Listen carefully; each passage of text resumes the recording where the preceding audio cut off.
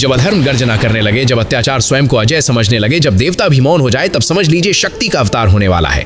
ये कथा है उस असुर की जिसका नाम सुनकर तीनों लोग कांप उठे, महिषासुर। महिषासुर केवल बलवान नहीं था, वो अहंकारी था। उसने कठोर तप किया और ब्रह्मा से वरदान पाया, कोई देव, दानव या पुरुष मुझे न मार सके। वरदान मिलते ही उसका स्वरूप बदल गया। वो महिष, भैंसे का रूप धारण करने वाला, कभी मानव, कभी पशु, कभी विकराल असुर बन जाता। उसने स्वर्ग पर आक्रमण किया, देवताओं को परास्त कर दिया, इंद्रासन छिन गया, धरती कांप उठी, देवगण निराश थे। तब सबने एक साथ पुकारा, अब केवल शक्ति ही रक्षा कर सकती है। तभी देवताओं के तेज से एक दिव्य प्रकाश प्रकट हुआ। वो प्रकाश रूप लेने लगा, आकाश गूंज उठा और प्रकट हुई दुर्गा। उनके 10 भुजाओं में अस्त्र थे, त्रिशूल, चक्र, धनुष, तलवार, सिंह पर आरूढ़, नेत्रों में करुणा भी और प्रलय भी। जब महिषासुर ने सुना कि एक स्त्री उसे ललकार रही है, वो हंसा। देवता नहीं कर सके तो अब एक नारी युद्ध करेगी। उसका अहंकार आकाश को चीर रहा था। युद्ध प्रारंभ हुआ। पहला दिन, दूसरा दिन, तीसरा दिन, 9 रातें बीत गईं। महिषासुर रूप बदल बदल कर आक्रमण करता, कभी विशाल भैंसा, कभी सिंह, कभी हाथी, कभी पर्वत समान असुर। पर हर वार के साथ देवी और प्रचंड होती गईं। उनकी आंखों में ज्वाला थी, सिंह की गर्जना गूंज रही थी,